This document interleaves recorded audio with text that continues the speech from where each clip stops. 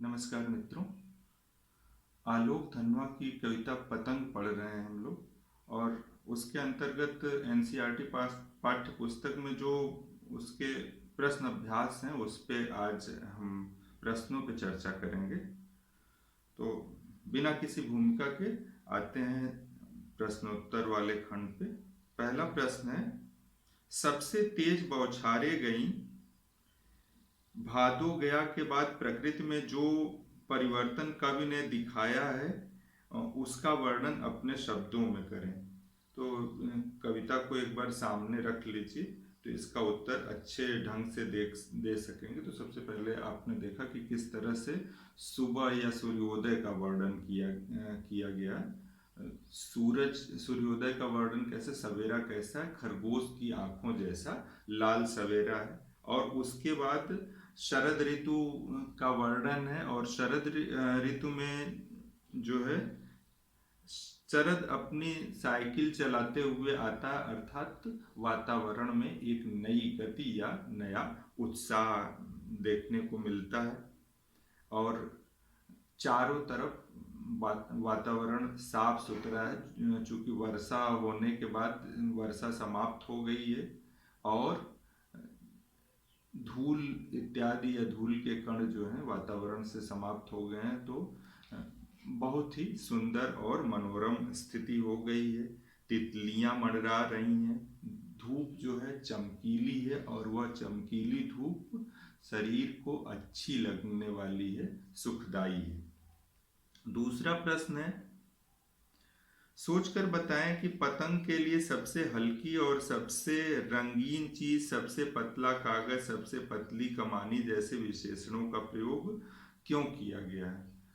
तो मैंने बताया आपको कि ये पतंग क्या है, बच्चों के सपने। तो यहाँ कमानी हो गई, उसके कागज हो गए और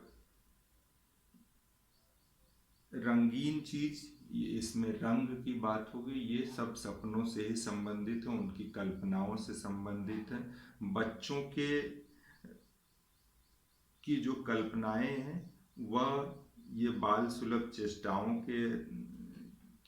का भी जिक्र कर रहे हैं और साथ साथ में उनकी एक अलग उत्साहपूर्ण दुनिया का भी जिक्र किया है, क्योंकि उनमें भार नहीं होता, किसी तरह का मन में मैल न होना ही साफ साफ ये जिक्र करता है कि भार नहीं। भार यहाँ एक लक्षणा के अर्थ में प्रयोग किया गया। अब हल्का हल्का होना का मतलब उनकी कल्पनाएं बहुत दूर तक जाती हैं। और तीसरा प्रश्न है, बिंब पूछा गया है। बिंब के लिए आप मैंने इसी पाठ से संबंधित एक वीडियो बना रखा है, पहले उस वीडियो को देख लें तो आपको बिंब समझ में आ जाएगा।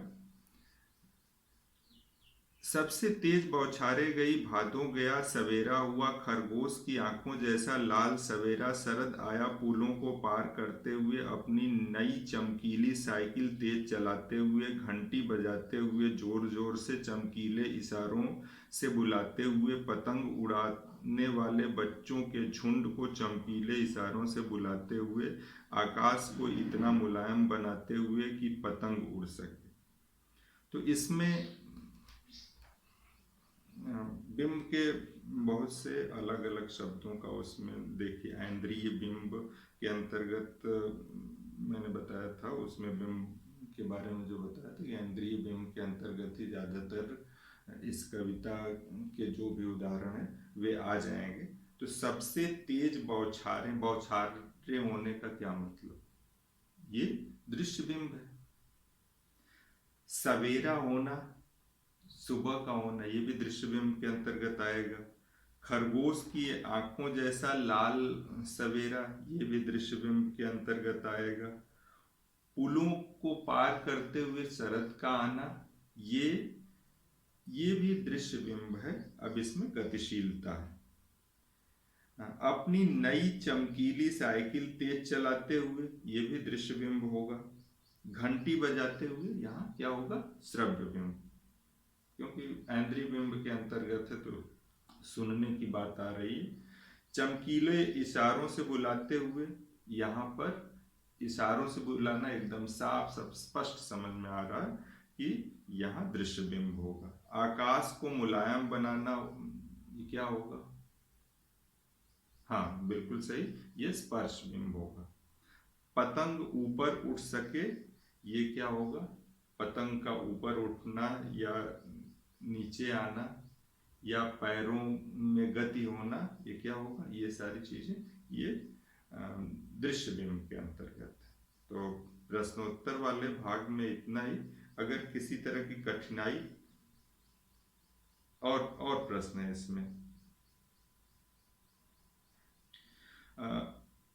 अगला प्रश्न है, जन्म से ही वे अपने साथ लाते हैं कपास। कपास के बारे में सोचे कि कपास से बच्चों का क्या संबंध होता है। तो कपास मुलायम होता है, बच्चों की अपनी अलग दुनिया होती, कल्पना की दुनिया, और बच्चों में एक उस कल्पना की दुनिया, उस जिसको आप कह सकते हैं कि निर्मलता का भाव है, उसी का जिक्र करते हुए कवि ने कपास प्रतीक या कपास का प्रयोग उनके लिए किया है। तो चोट न लगने का मतलब यही है कि उनका ध्यान और चीज़ों पे नहीं रहता, इसी वजह से। तो ये दोनों का जिक्र किया है, लेकिन ज़्यादातर उनकी मासूमियत या उनके भोलेपन के तरफ जिक्र है। अगला प्रश्न है, पतंगों के साथ वे भी उड़ रहे हैं, बच्चों की उड़ान से कैसा संबंध है? तो फिर उस चीज़ को याद कीजिए कि पतंग क्या है? बच्चों के सपने हैं, उनकी कल्पनाएं हैं, उनके उत्साह उन्हीं के साथ जुड़े हुए हैं। निम्नलिखित छठवां प्रश्न है, निम्नलिखित पंक्तियों को पढ़कर प्रश्नों के उत्तर दीजिए। छतों को भी नरम बनाते हुए, दिशाओं की को मृदंग की तरह बजाते हुए।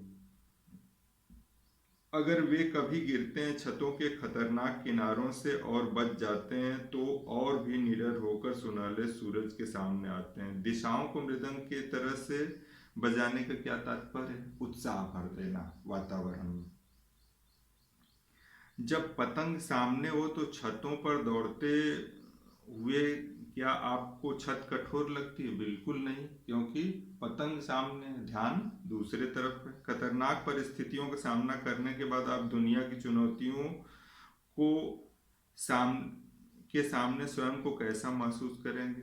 बड़ी बड़ी ट्रेनिंग, बड़े बड़े प्रशिक्षण इसी वजह से होते हैं कि ज़्यादातर खतरनाक स्थितियों से लोगों को, जो भी ट्रेनिंग ले रहे हैं उन लोगों को डाला जाएगा, तो आने वाली बड़ी उससे भी या उस जैसी कोई कठिनाई होगी तो उसमें वे सफल होंगे। तो खतरनाक स्थिति के बाद सामान्य स्थिति आए तो वो तो और ही आसान होगा। तो इस तरह से ये प्रश्नोत्तर वाला हिस्सा पूरा हुआ। अगर इसके अलावा भी किसी तरह की समस्या हो तो आप कमेंट सेक्शन में अपनी समस्या लिख दें, और मैं उस पर ज़रूर कोई न कोई वीडियो बना दूंगा या वहीं पर आपको इसका जवाब दे दूंगा। धन्यवाद।